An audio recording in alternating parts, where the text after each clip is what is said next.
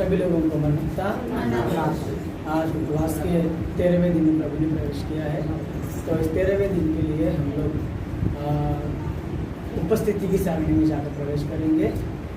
त्रिएक प्रभु की सबसे पहले करेंगे, पिता को, पुत्र को और पवित्र आत्मा को, आदि में अब और सदा के युगान युग महिमा महिमा महामहिमा उसी को मिले। आमीन।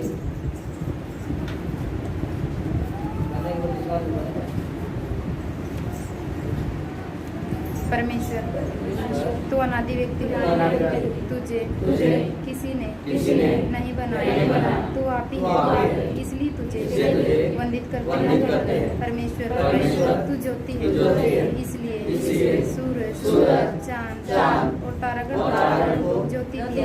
जीवों को आंखों में ज्योति दिया, इसलिए तेरी स्तुति करते हैं। परमेश्वर तू ज्ञानी है, इसलिए स्वर्गदूतों को, मनुष्यों को और सभी जीवों को ज्ञान दिया।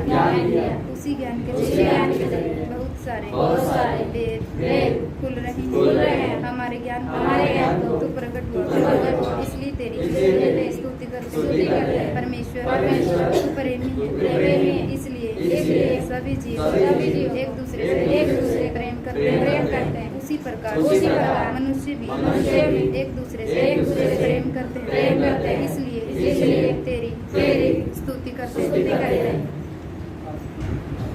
परमेश्वर तू न्यायी है, इसलिए तू क्षमा करने वाला, फिर भी जो गलत करते उन्हें दंड देकर क्षमा करता है, इसलिए तेरी प्रणुति करते हैं। परमेश्वर तू पवित्र है, इसलिए संसार में भले ही पाप है, पवित्रता वर्षा के जल फलों में शुभ्रता दिख रहा है। मनुष्यों में पाप होने के बावजूद पवित्रता इसलिए तुझे प्रणाम करते हैं। परमेश्वर तू शक्ति है, इसलिए मानवों को जीवों को शक्ति दिया, इसलिए वे चल सकते हैं, काम भी कर सकते हैं, इसलिए तुझे मंगल स्तुति करते हैं। परमेश्वर तू सर्वव्यापी है, इसलिए हर जगह तेरा प्रभाव अर्थात प्रेम जीवन पवित्रता तेरे कार्य तेरा सरल दिख रहा है, इसलिए तेरी नित्य मंगल स्तुति हो। परमेश्वर तू बेडोल है, इसलिए हम जो पापी है तू हमारे नजर में नहीं आता और तुम नजर में आने वाला परमेश्वर नहीं है। फिर भी किसी को दर्शनों में किसी को सपनों में प्रकट होता है, इसलिए तुझे हृदय से वंदित करते हैं। परमेश्वर तू स्वतंत्र है, स्वेच्छक है, तुझे किसी के सुझाव की जरूरत नहीं है। सब कुछ तू अपने इच्छा के अनुसार कर सकता है, इसलिए तुझे हृदय से वंदित करते हैं। हे ईश्वर धन्यवाद करते हैं अपने सुंदर लक्षण स्वर्गदूतों को मनुष्यों को दिया है। स्वर्गदूतों में एक दूत पापी ठहरकर तेरे सद्गुणों को अपने में नहीं रख सकता। उसी प्रकार सारे मनुष्य भी पापी ठहरकर तेरे गुण अपने में से निकलवा रहे हैं। इसके बावजूद तू उनके प्रति धीरज रख रहा है, इसलिए तुझे वंदित करते हैं। और हे ईश्वर तुझे मांगने वालों को अपनी शक्तियाँ प्रदान करता है, इसलिए हम तुझे नमस्कार करते हैं। हे ईश्वर अपने प्रिय पुत्र यीशु मसीह को संसार में भेजकर उनमें अपने गुण प्रकट किया। इसलिए तेरी अनगिनत स्तुति करते हैं। हे परमेश्वर, इतना ही नहीं, अगर हम परीक्षा ले उन सारी वस्तुओं की जो सृष्टि में है, तेरे सुंदर गुण उनमें है। इसलिए हम तुझे धन्यवाद करते हैं। और हे पिता, हे परमेश्वर, तुझ पर विश्वास करने वाले दुर्गुणों को निकाल कर मोक्ष में मिला रहा है, जहाँ सदा तेरे सुंदर लक्षणों का अनुभव कर रहे हैं। इसलिए तुझे मंगल स्तुति। आमीन। मैदानों में शारों जैसा दूजा नहीं कोई ऐसा, किसी राज्य में नहीं गर तुलना कर देखे, किसी राज्य में नहीं गर तुलना कर देखे। सिर काटने का मतलब सिर काटना।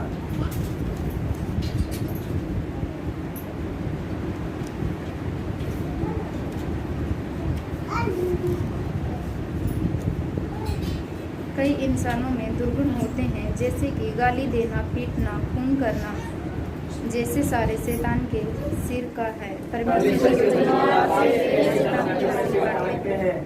परिवार में डाहा विपत्ति, पाप, यह सब शैतान के सिर का है। परमेश्वर के वचन की दवा से भूख लगने पर किसी के घर का लेकर खाना क्या गलत है? कहे चोरी करते हैं, यह भी शैतान के सिर से जुड़ा हुआ है। शैतान ही सिर्फ सभी कार्यों में परिश्रम से भरा मुख है। तुझको इंसानों को बढ़ा दे, जब की शिक्षाएं तुझ बिगड़ेंगे तब तेरी भी दुर्गति मैया में जो प्रार्थना दी के पास के भूत होगा वह विज्ञापन की पत्रिका खुलने से लड़र के मारे कपड़ा पाएगा। लेडस के नाम से इस अवसर में दर्द होगा तुझको, डरेगा भाई जिसका धन्यवाद का तेरे सिर का आपका जीवन निराश शैतान के काम का नाश करे। जा रे शैतान, खबरदार तेरी कमजोरी नहीं हमारे हाथ, खबरदार तेरी कमजोरी नहीं हमारे हाथ। शैतान का सामना करना आरामदायक। हे पिता, तू जो त्रिएक परमेश्वर है, तूने वचनों में लिखवाया है कि शैतान का सामना करना अब भी इसी वक्त तेरे उपस्थिति में उसका सामना करने हमारे सामना करने से शैतान को पीड़ा दिला और तुझे महिमा मिले हमारे सामना करने से और विजय दिला। दयावान सर्वशक्तिमान तेरे सर्वशक्ति से हमें शक्ति दे कि हम शैतान का सामना कर सके। लूका के 10वें अध्याय लिखवाया है, शत्रु की सारी सामना हमें अधिकार दिया है। इसलिए हे हमारे प्रभु तेरे नाम से मांगते हैं कि हम पर कृपा कर के उस अधिकार का हम इस्तेमाल कर सके। सर्वलोक सृजनहार पिता के नाम से सर्वलोक का उद्धार यीशु प्रभु नाम से सर्वलोक का सहायक बनने तैयारी कराने पवित्र आत्मा पिता के नाम से त्रिएक परमेश्वर के नाम से वायुमंडल बंधनों में बंधा हुआ हे शैतान शैतान के चेले हे अशुद्ध आत्मा भूतों चुड़ैलों विशाचों हम तुम्हारा सामना करते हैं और तुम्हें डांटते हैं त्रिएक परमेश्वर के नाम से तुम्हें आज्ञा देते हैं हमारे सामना और डांट को ध्यान से सुन सके। तेरा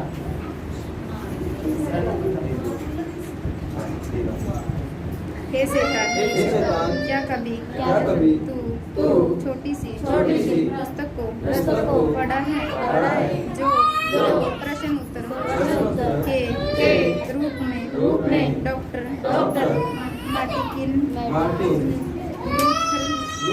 जी ने लिखा है उसमें तीसरी विनती के अर्थात में लिखा है कि शरीर सारा और शैतान जैसे रुकावट डाल देती है कि कहीं प्रभु की इच्छा पूरी न हो इसलिए उसका सामना करना चाहिए।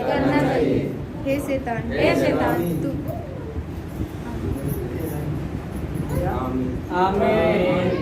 शैतान के कामों को होने न देगा तू, शैतान के कामों को होने न देगा तू, पातालों में उसको भेजी देगा तू, पातालों में उसको भेजी देगा तू। समर्पण करना टिकने लगा।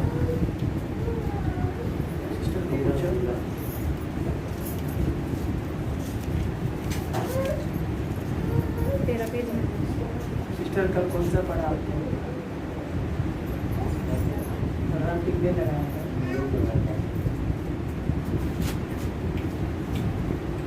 कल 13 पढ़ा, कल 12 पढ़ा। कल 12 का समर्पण करना आज 14 पढ़ना। 14 पढ़ने का।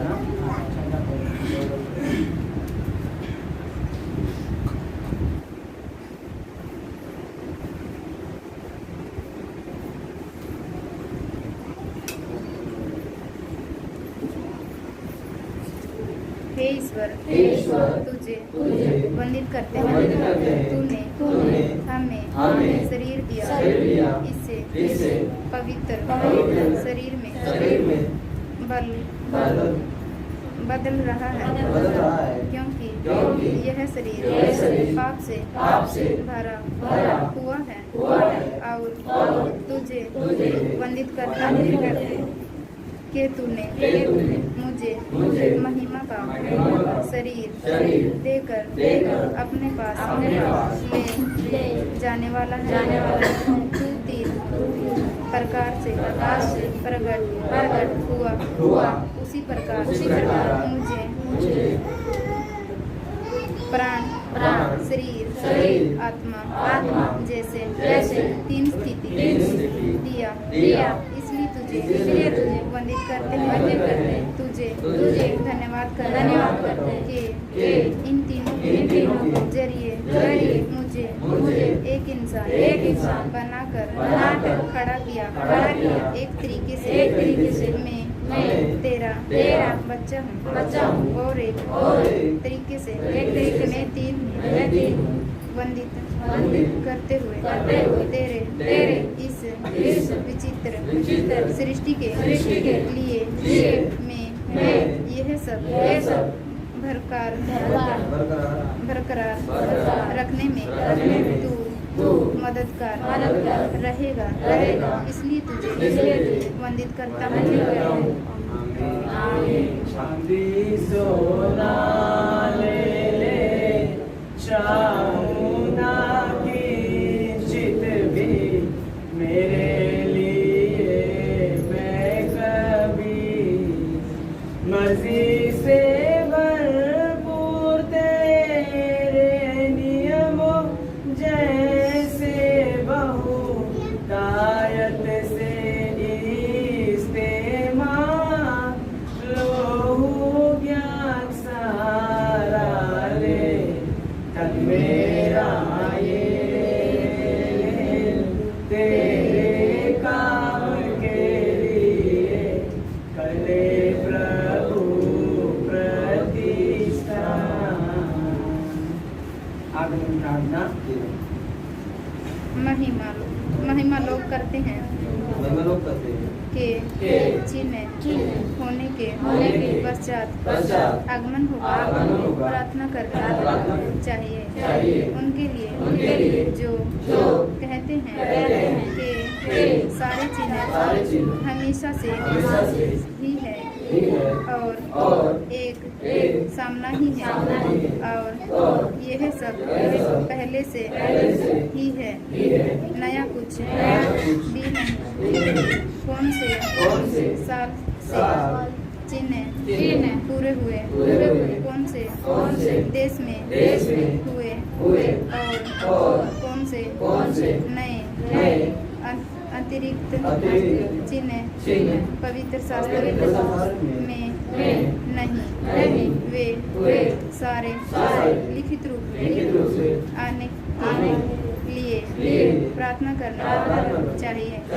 परमेश्वर कृपा के ऐसे भक्तजनों को चुन जो आगमन के चिन्हों को लिखकर संसार को दिखा सके मुझ पर विश्वास करते और तुझे धन्यवाद करते। आमीन। बादलों पर दूल्हा यीशु आएगा जब मिलने, बादलों पर दूल्हा यीशु आएगा जब मिलने, बादलों पर हम भी जाकर हालेलुया गाएंगे, बादलों पर हम भी जाकर हालेलुया गाएंगे, हालेलुया हालेलुया हालेलुया यीशु को, हालेलुया हालेलुया हालेलुया आमीन।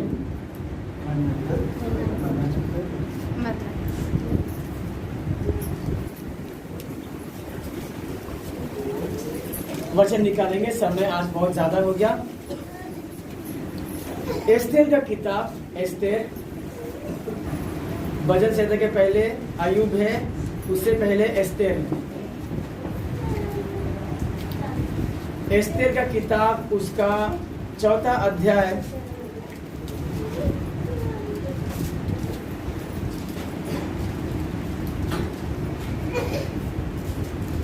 15, 16, 17 ये 3 वचन पढ़े। एस्तेर का किताब 4था अध्याय 15, 16, 17।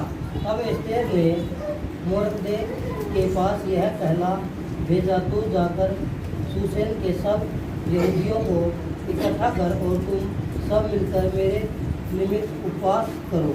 3 दिन रात न तो कुछ खाओ और न कुछ पियो। मैं भी अपनी सहेलियों सहित उसी रीति उपवास करूंगी और ऐसी ही दशा में मैं नियम के विरुद्ध राजा के पास भीतर जाऊंगी और यदि नष्ट हो गई तो हो ही।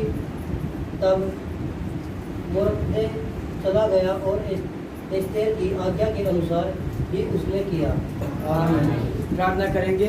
प्यारे प्रभु जी, मैं धन्यवाद करता हूँ पिता इस समय के लिए। प्रभु तूने में दिया, प्रभु तेरा वचन कहता है जब भी तुम मेरे नाम से खड़ा होकर बात करो, तुम नहीं तुम्हारे भीतर मेरी आत्मा बात करेगी। मसीहा मुझ निर्बुद्धि निर्ज्ञानी मनुष्य को प्रभु अपने सलीब से छिपा कर तू स्वयं हमसे बातें कर। छोटी सी प्रार्थना, प्रभु यीशु मसीह के महान नाम से मैं मांगता हूँ, कबूल कर। आमीन। पिता पुत्र पवित्र आत्मा तेरे प्रभु की आशीष इस 13वें दिन का 13वां आशीष विशेष वासियों पर, यहाँ उपस्थित सभी पर प्रभु का सामर्थ बनकर, प्रभु की आशीष बनकर सदा सर्वदा तुम्हारे संग रहता रहे। आमीन। प्रभु की महान कृपा से परमेश्वर ने हमें इस एक और उपवास की सभा के दिन में प्रवेश किया, इसलिए हम प्रभु का शुक्र अदा करते हुए आगे को बढ़ेंगे। कल हम लोगों ने जाना था, किसका उपवास हमने कल जाना था? एलिया का उपवास। उसने क्या किया? अपने सिरहाने पकी हुई रोटी और सुरही के पानी के बलबूते पर जो इतना थक गया था कि मरने को था, कितना दिन यात्रा किया उसने? 40 दिन और 40 रात उसने क्या किया? यात्रा किया। और यात्रा करने के बाद भी उसको 3 चीज का सामना करना पड़ा, एक तो आंधी और एक भूकंप और एक आग। ये तीनों भी थम जाने के बाद में एक दबी हुई धीमी आवाज उसने क्या किया? सुना। और वो था प्रभु का दर्शन। और प्रभु से कहता है कि दोबारा तू जंगल में जा, वहां पर एक राजा को अभिषेक कर, और उसके बाद तेरे बदले में तेरे बाद एक नबी होने के लिए एक और बंदे को क्या कर, तू अभिषेक कर करके 2-4 काम देके उसको क्या किया? भेज दिया। और वो क्या किया? चला गया। तो आज हम लोग देखेंगे एक रानी, एस्तेर नाम की रानी। एस्तेर का किताब बहुत छोटा है, इसमें लगभग मेरे ख्याल से 10 अध्याय है ना। एस्तेर का जो किताब है इसमें केवल 10 अध्याय है। इसके अंदर केवल एक राजा और 2 रानी का कहानी है। आपको मैंने बताया था कि हिंदुस्तान लिखा है बाइबल में, मैं बताऊंगा। मैंने बोला मुझे कल याद दिलाओ, मैं बताऊंगा आप लोगों को अगर चाहिए। पहला अध्याय पहला वचन पढ़ो।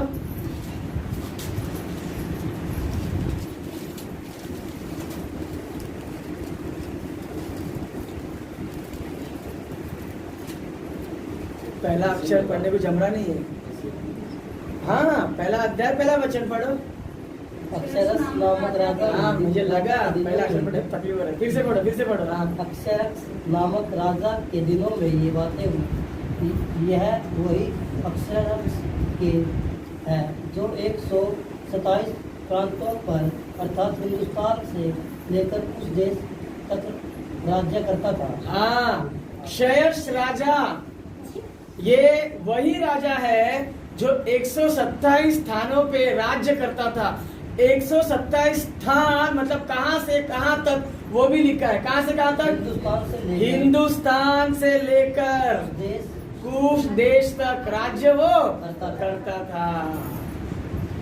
अब बोलो, अभी क्या बोलोगे? इसमें क्या लिखा है? लिखा कि नहीं लिखा है? ये मैं नहीं बोल रहा हूँ, मुझे मेरे दोस्त भी बड़े बोलते हैं स्कूल में, क्या तुम्हारा ऐसा तुम्हारा वैसा, उधर का है उधर का है उधर का है। तो मैं बड़ा मायूस होता था, प्रभु को बोल रहा हूँ ऐसा क्या है क्या है, तब मुझे नहीं पता था। लेकिन जब मैंने भी प्रार्थना किया, उपवास लेके प्रार्थना किया, इसका जवाब क्या है तो वो मुझे बता। तब प्रभु ने बहुत दिनों के बाद बताया कि हिंदुस्तान भी किस में लिखा है? लिखा है। मेरे जान में इतनी जान आ गई ना ये सुन के कि एक राजा था, वो राजा का नाम था क्षयर्ष राजा, और वो 127 स्थानों में राज्य करता था। 127 स्थान मतलब कहाँ से कहाँ, वो भी कितना क्लियरली लिखा है बाइबल में कि हिंदुस्तान से लेकर कुछ देश तक वो राज्य करता था। उसकी एक रानी थी, उसका नाम था, मैं फटाफट बोल दूंगा समय बहुत कम है। उसकी रानी थी, एक वस्ती नाम की रानी थी। उसने बहुत बड़ा युद्ध जीत के आया, तो उसका जय जयकार करने के लिए, बधाई देने के लिए उसने क्या किया? एक दावत रख दिया।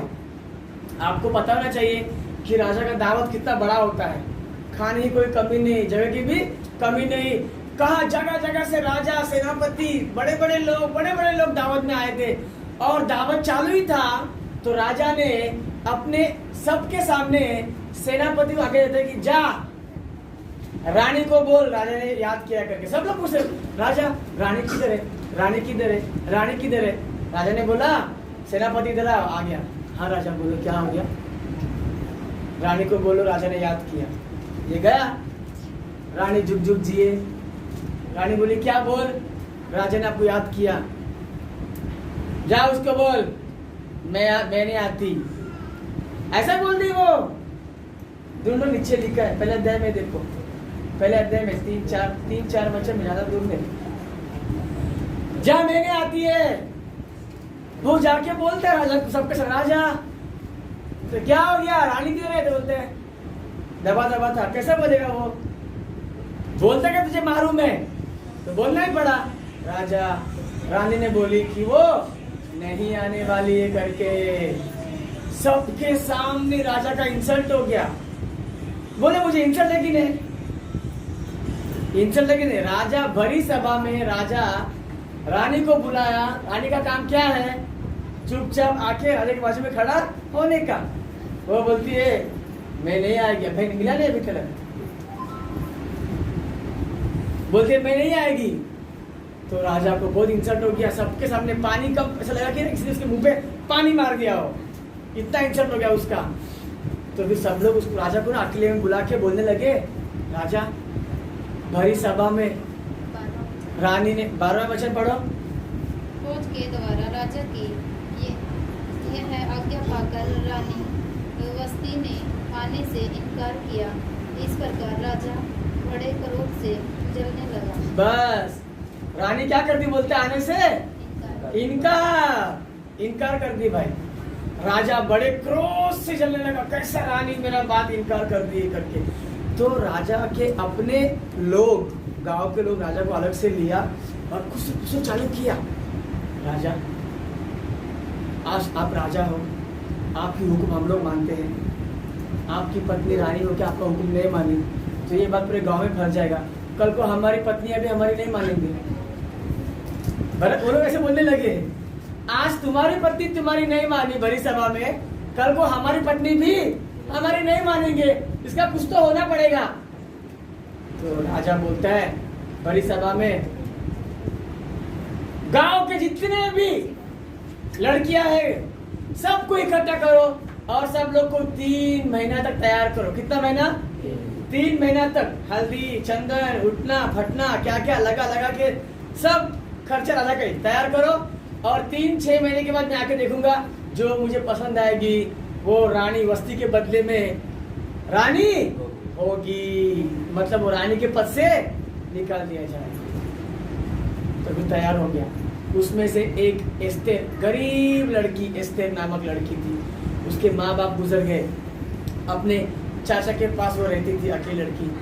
तो उसके पास राजा ने बहुत सारे खोजों को रखा ताकि लड़की तैयारी के लिए क्या क्या मांगेगी, मेकअप, लिपस्टिक, सामान, गहने, पायल, क्या क्या चाहिए सब देगा उनको। तो एस्तेर ने जो है ना, उसके ऊपर जो लीडर था उसके सजाने से अलावा दूसरा कुछ भी मांगे। सादगी में थी अच्छे से। राजा आया, सब लोग को देखा, एस्तेर को भी देखा। एस्तेर को देखते ही उसके मन में दया आ गया उसके ऊपर, और उसने अपना जो लाठी होता है उसके ऊपर रख दिया। मुझे ये पसंद है। अब बस्ती के बदले में कौन रानी बनेगी? ये रानी एस्तेर। एस्तेर यहूदी थी, मतलब मसीह थी, वो रानी बनेगी। और एस्तेर क्या बन गई? रानी बन गई। एस्तेर के लिए अलग कमरा, अलग कोठरी।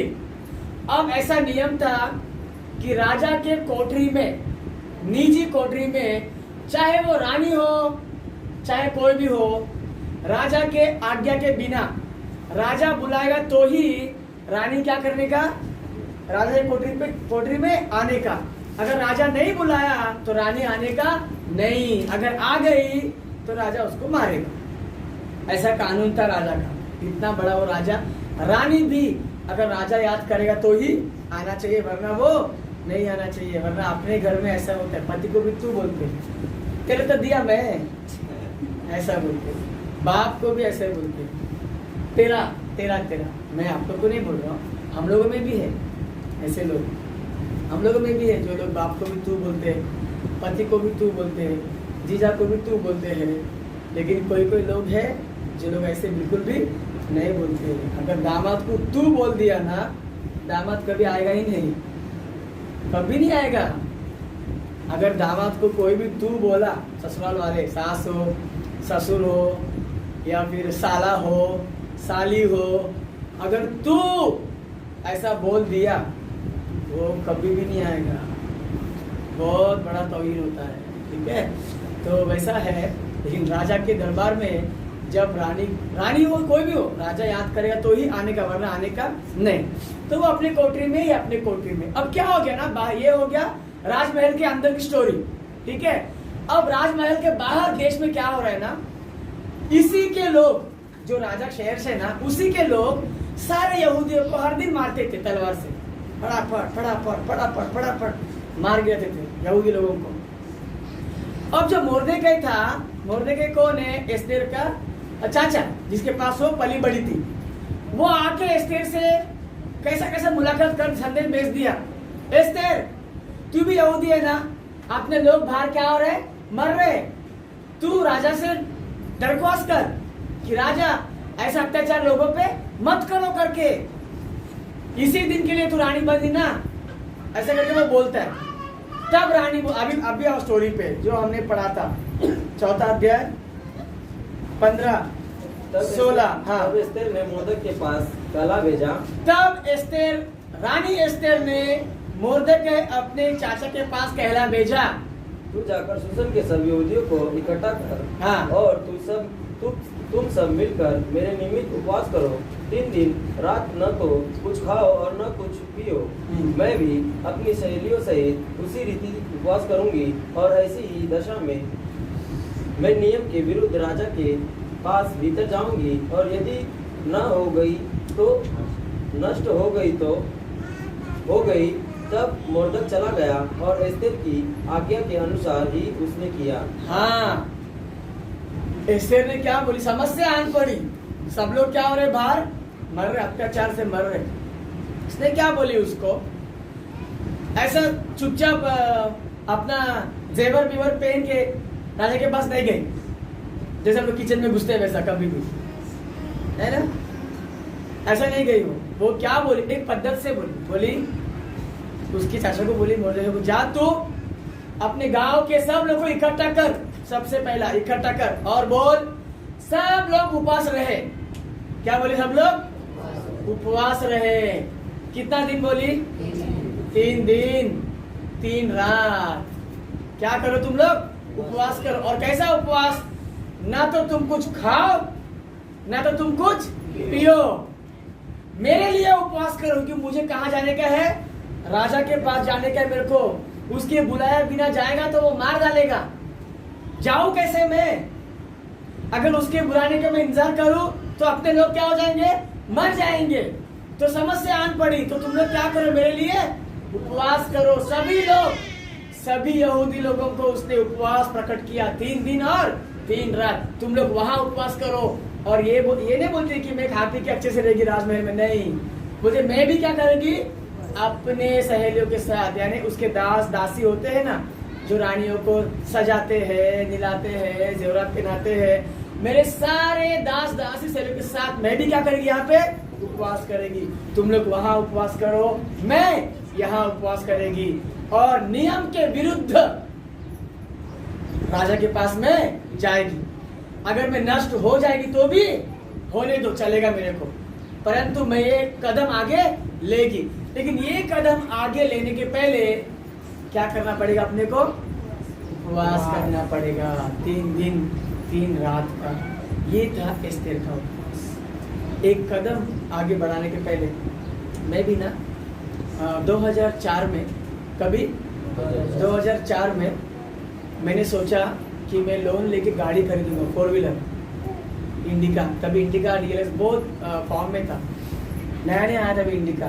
तो मैंने बोला मन में कि मैं गाड़ी खरीदूंगा लोन पे, और मैं कॉल सेंटर में भाड़े पे दे देगा, उधर से अपना पैसा भी आएगा, गाड़ी का पेट्रोल भी निकलेगा, गाड़ी बाहर का बाहर रहेगा, और छुट्टी में मैं घर में रखेगा, किसको घुमाने को मैं खुद इस्तेमाल करूँगा गाड़ी को, और बाकी सोमवार शनिवार तक गाड़ी अपना बाहर बाहर रहेगा। बहुत पैसा निकलता था भाई वो टाइम में गाड़ी के पीछे। फिर मैंने मेरी मम्मी को बोला, तुम लोग पता माँ लोग कैसे रहते हैं, कुछ भी नया बोलेगा नहीं, ऐसे रहते हैं मालूम, कुछ भी नया बोलेगा नहीं करने का। तुझे क्या मालूम है गाड़ी के बारे में? उसका लाइसेंस निकालना पड़ता है, उसको ये निकालना पड़ता है, एक्सीडेंट हो जाएगा, पंचायत होगा, ऐसा होगा वैसा होगा, पुलिस लगेगी, ये लगेगी, इतना कौन घूमते बैठेगा? वो सफेद हाथी है गाड़ी, मतलब मेरी माँ बोलती है क्या है वो? सफेद हाथी है वो, उसको कौन कैसे बैठेगा? पेट्रोल गया, ये गया, पंक्चर हो गया, ठोक दिया, कोई ड्राइवर पेट्रोल चोरी किया, ये सब मगजमारी मत कर तू, ऐसा बोली। मैं बोला ठीक है, अगर मेरे अकेले भी पूरा खर्चा पड़ता है तो हम 2 लोग करेंगे, ऐसे मैंने बोला। तो बोलती कौन 2 लोग? मैं बोला गणेश है मेरा दोस्त, वो पास्टर बन गया वो, और मैं। तो बोलती नहीं, 2 में तो बिल्कुल भी नहीं। मैं बोला क्यों? तो बोलते अरे कुछ भी प्रॉफिट आएगा वो 2 में बटेगा, बचेगा क्या? मतलब तो ऐसा भी नहीं चाहिए, वैसा भी नहीं चाहिए, क्या है ये? तो बोलते अभी तो कुछ छोटा है, इतना बड़ा ख्याल तू सोच ले, गाड़ी खरीदेगा, बिजनेस करेगा, तू क्या बिजनेसमैन है क्या? तुझे क्या मालूम है इसके बारे में? बहुत सुनाई भाई मैंने, बहुत सुनाई। कभी 2004 में, सच में मैं छोटा ही था, लेकिन इतना बड़ा ख्याल मेरे को सच में आ गया था। फिर बाद में मैं बोला कि यार माँ तो नहीं बोल रही है, मगर मैं सुनेगा नहीं माँ का भी, मैं प्रभु का सुनेगा। मैंने प्रार्थना की, और सच में बहुत फंसाने वाले भी होते हैं। तो मैंने प्रार्थना किया, गया बैंक में, गया डाउन पेमेंट किया, 10,000 रुपया चेक दिया उसको, डाउन पेमेंट कर दिया, बाकी लोन हो रहा था। 3-3.5 लाख में गाड़ी आ रही थी मेरे को, 3.5 लाख 2004 में। 10,000 भर दिया पैसा उसको, और बोला बाकी लोन, पेपर वेपर साइन बिल सब हो गया। बस अभी 15 दिन में गाड़ी आने वाला ही था मेरे नाम से। फिर मैंने उपवास करना चालू किया कि प्रभु क्या ये सही है मेरे लिए? आगे जाके मैं फंस जाऊं तो मेरे माँ के मुंह से मैं बड़ा गाली खाने वाला। तो क्या बोलेगी फिर, तुझे मैंने बोली थी, तुझे मैंने मुझे सब पसंद नहीं है, किसके सामने हार जाऊं, ठीक है? और कोई मुझे सुना है कि मैं तुझे बोला था ना ऐसा नहीं करने का, तो सुनता किधर है? अपने मन मानी करता है, ले तो अभी कर, ऐसा मुझे सुनना पसंद नहीं था, पहले से मुझे पसंद नहीं। इसके लिए मैं क्या बोला, प्रभु पे मैं भरोसा करता हूँ। अगर प्रभु ने ग्रीन सिग्नल दे दिया, संकेत, तो मैं आगे बढ़ेगा, माँ का भी सुनेगा नहीं मैं। ये तो उसके मैंने प्रार्थना किया, उपवास रखा मैं भी, और प्रार्थना किया, प्रभु से पूछा। उसके बाद मुझे सपना आया एक, कि मेरा गाड़ी का पैसा आया महीने का, कितना पता है? 45,000 रुपीज महीने का मेरा गाड़ी का पैसा आया, बिजनेस का, पेट्रोल गाड़ी का, ड्राइवर का, और EMI का, मतलब किस्त। EMI यानी क्या? किस्त। अभी सब लोग EMI पता है, सब लोग मोबाइल लेते हैं ना, तो सबको EMI पता है। तो EMI वगैरह भर के भी मेरे को ना 35,000 रुपया बचता था। तो क्या बुरा है? बुरा है कुछ? पगार तो पगार चालू है, और ये भी बचता है। लेकिन मुझे ना कोई आदमी 3 लाख के लिए फंसा रहा है। मुझे प्रभु ने क्लियरली बता दिया उस वक्त कि मुझे कोई तो आदमी है 3 लाख के लिए क्या कर रहा है, वो फंसा रहा है, और मेरा पेमेंट अटका पड़ा है, लेकिन उसको निकला, लेकिन वो मुझे बोल रहा है कि नहीं आया, अभी तक नहीं आया, अभी तक। ऐसा कितना जमा हो गया? 3 लाख जमा हो, तब तक मेरे को उसने पैसा दिया नहीं। ऐसा सपना है। आँख खोला, थोड़ा मायूस भी हो गया, थोड़ा खुशी भी हो गया, और प्रार्थना किया, प्रभु अगर तेरी मर्जी में है तो आगे बढ़ा, वरना छोड़ दे बोला मैंने। फिर बाद में मैं खुद क्या किया, मेरा मन नहीं किया, अरे प्रभु इतना क्लियरली बता दिया सपना, फिर क्या आगे बढ़ने का, बराबर ना? तो फिर बाद में मैंने वो गाड़ी वाले के पास गया, मैं बोला मेरे को लोन नहीं चाहिए। तो बोला क्यों नहीं चाहिए तुमको लोन? मैं बोला नहीं चाहिए, बस मेरे को नहीं चाहिए लोन, आगे वाला मुझे, मैं बोला साथ नहीं दे रहा है। तो बोलते मैं साथ दूंगा आपका, कॉल सेंटर में गाड़ी मिलेगा, उसको क्या ना, गाड़ी बिक जाएगा तो उसका थोड़ा कमीशन मिलेगा ना, इसके लिए वो मुझे ये नहीं कर रहा था। मैंने नहीं, मेरे को नहीं चाहिए। बोला पक्का पैसा? बोला हाँ पैसा, पक्का पैसा। 10,000 जो मैंने भरा वो निकालने के लिए भाई मेरे को 15 दिन लगे, लेकिन मिल गया मेरे को। तो वैसे मैं पीछे हटके, उसके बाद मैंने अपनी जुबान को ताला लगा लिया, गाड़ी का नाम आज तक भी मैं निकाला नहीं। फिर अभी क्या हो गया ना, मेरे परिवार में, गाँव में मेरी मौसी की लड़की है, वो मेरे मौसी का दामाद है, या मेरे चाचा का लड़का है, सब ने गाड़ी खरीद लिया। अब मेरी माँ बोलती है अरे उनके पास गाड़ी, मैं तुमको 2004 में बोला था ना तू मानी क्या? तो बोली मुझे क्या मालूम कि इंश्योरेंस भी होता है करके कि इंश्योरेंस पैसा देता है, गाड़ी टक्कर हो गया तो। मुझे वो बात नहीं मालूम था बेटा, मैं तुमको बोला, लेकिन तुझे बेटे भरोसा नहीं है, अभी इसका उसका तुमको लगता है, अभी जा, अभी छोड़, अभी गाड़ी की ताकत अपने में नहीं है, ऐसा करके। तो ना उपवास में इतनी ताकत है, कि जो काम तुम शुरुआत करोगे ना भाई, प्रभु तुमको बता देगा कि प्रभु ये काम में तुमको साकार करेगा या नहीं करेगा। वैसे ही जोड़ी में भी है, शादी में भी है। वही गणेश, उसको शादी करने का था तो एक लड़की उसको पसंद आई थी, तो मुझे बोलता है यार प्रार्थना में रख, वो जो लड़की मुझे पसंद है इससे मेरा होगा कि नहीं होगा। मैं बोला सबसे पहले ऐसे फालतू बात प्रार्थना करने को बोली मत तू, ठीक है। तो बोलते नहीं क्या इतना भाव है, तो प्रभु बताते ना तू इतना क्या भाव खाता है तू ऐसा। यही गणेश ही नालायक वही बोलता था। तो बोले ठीक है चल करता हूँ करके फिर प्रार्थना किया। मुझे प्रभु ने बताया कि भाई ये उसके लिए नहीं है, उसके लिए नहीं है, प्रभु की मर्जी नहीं है, वो टिकेगी नहीं। तो मैं उसको बोल दिया, ऐसे से प्रभु ने बताया तो सुनना चाहिए। क्या बोलते पता है क्या, तू मेरे पे जलता है। मैं क्यों तेरे पे जलूं, मेरे को लड़की मिल रही है ना, तू मेरे पे जलता है।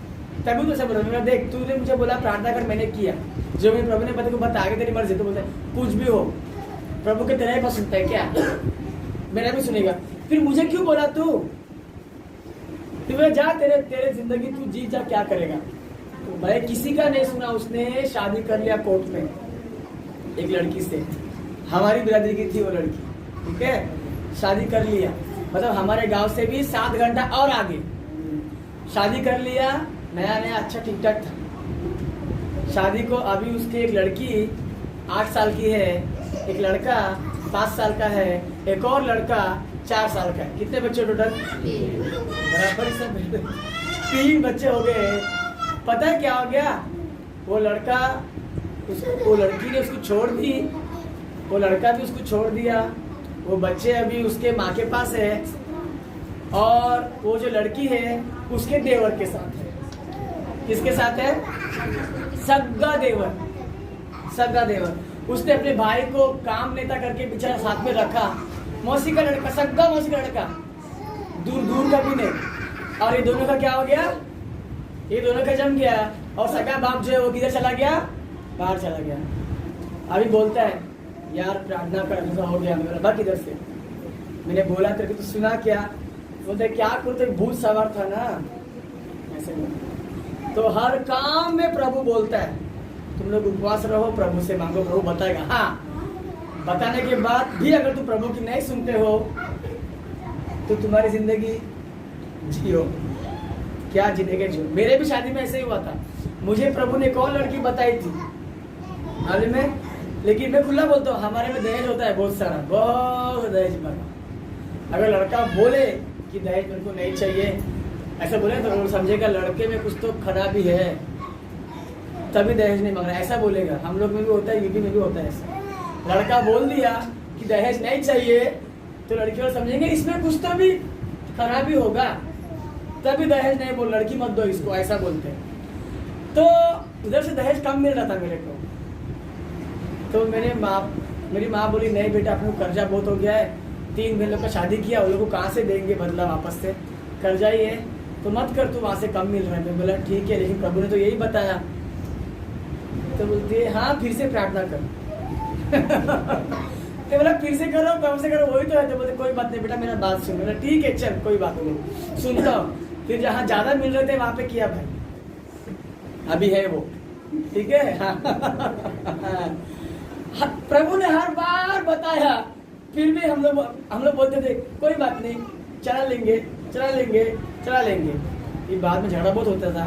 फिर एक मेरा फ्रेंड है भाई जैसा, उसको प्रार्थना के लिए बुलाया तो उसने बोला तुमने प्रभु के खिलाफ शादी किया तभी तुमको सब हो रहा है, पहला प्रभु से माफी मांगो। पूरा परिवार घुटने टेक के प्रभु से माफी मांगा, मैं भी प्रभु मुझे माफ कर दे, जहाँ तूने बताया वहाँ पे नहीं किया, तेरा मर्जी नहीं है वहाँ पे किया, माफ कर दे। माफी मांगने के बाद जाके कहीं गाड़ी पटरी पे आई। दोस्तों तो प्रभु हर चीज, मैं क्यों बोल रहा हूँ ये सब बात, उपवास के लिए बोल रहा हूँ। जो भी बात है उपवास करो। एस्तेर ने क्या बोली, नियम के विरुद्ध में राजा के खिलाफ जाएगी, मैं भले में नष्ट हो तो भी चलेगा। हम भी भले नष्ट हो तो भी उपवास को तोड़ने का नहीं, उपवास करके प्रभु से मांगो, प्रभु तुमको बताएगा। और आखिर में एस्तेर उपवास पूरा करने के बाद, मतलब मैं क्यों बोल रहा हूँ, जो लोग महल के बाहर है वो लोग भी उपवास कर रहे थे, जो महल के अंदर है वो भी उपवास कर रहे थे, रानी, जो लोग कुछ पिक्चर में है ही नहीं, उनके दास दासी, वो लोग भी क्या कर रहे थे, सब लोग उपवास कर रहे थे।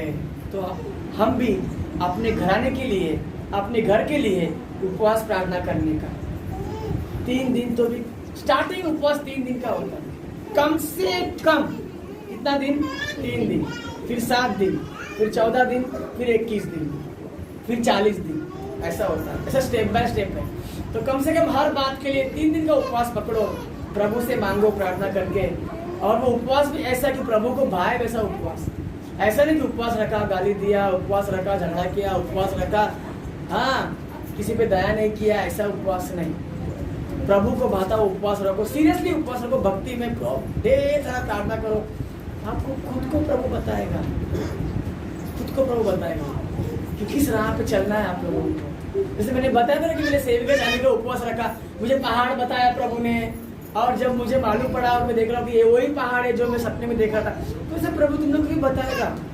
तो ऐसा उपवास रहे कि एस्तेर ने ना राजा के कोठरी में गई, और जाते ही राजा बोलता है, एक वचन पढ़ो 6वां अध्याय में, देखो है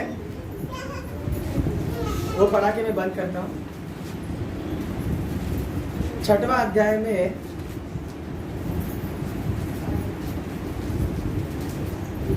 दूसरा वचन पढ़ो, 5वां अध्याय में 2 पढ़ो, फटाफट पढ़ो।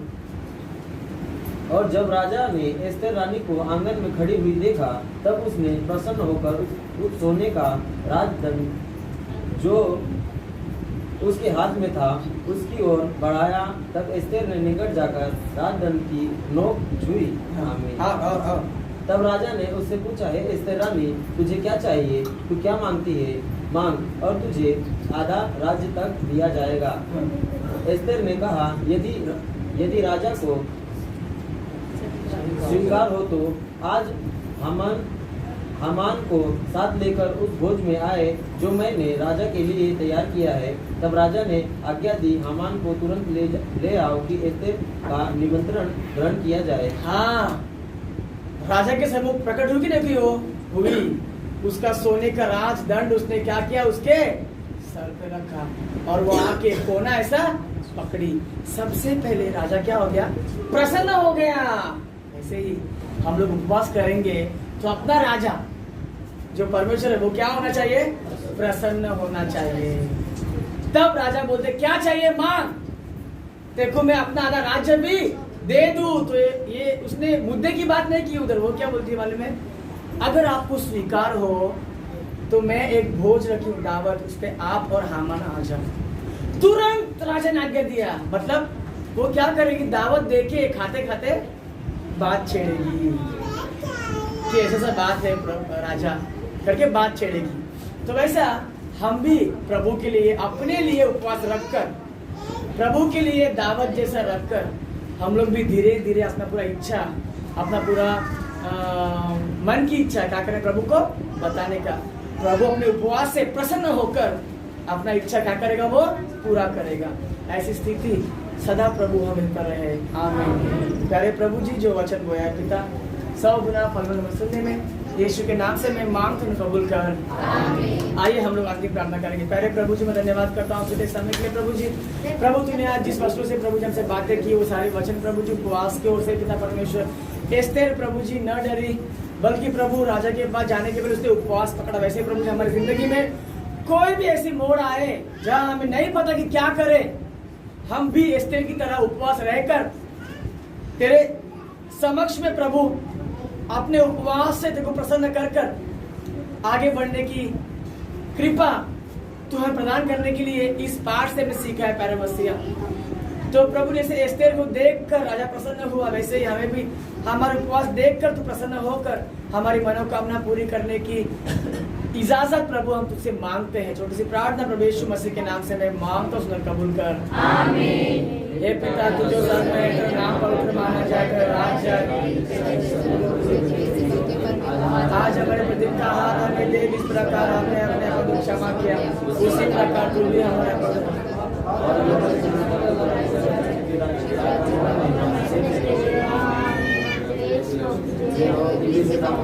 परमेश्वर की जय हो, कृष्ण का नाम। परमेश्वर की जय हो, कृष्ण का सर्वनाश हो। Hallelujah hallelujah hallelujah. स्तुति स्तुति स्तुति। आमीन आमीन आमीन। आशीष लेंगे। पिता पुत्र पवित्र आत्मा त्रिएक प्रभु की आशीष 13वें दिन का 13वां आशीर्वाद यहाँ उपस्थित सभीयों पर और विशेष उपवासियों पर सामर्थ बनकर, शक्ति बनकर, उपवास का ज्ञान बनकर, अपने प्रभु को अपने उपवास के जरिए प्रसन्न करने का स्थान बनकर, उपाय बनकर सदा सर्वदा तुम पर बरसता रहे। आमीन। सभी लोगों को मरनाता।